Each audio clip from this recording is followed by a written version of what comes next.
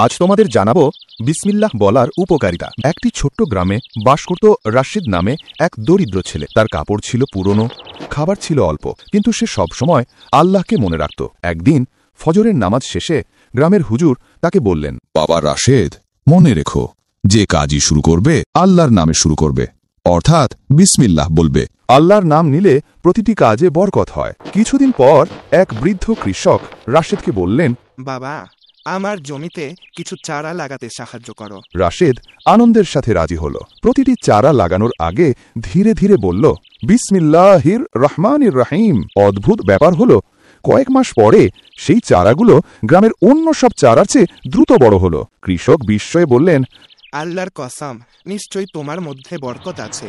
এই গল্প থেকে কি শিখতে পাই? যে কাজই করি আল্লাহর নামে শুরু করা উচিত। ছোট আমলও আল্লাহর কাছে বড় পুরস্কারের কারণ হয়।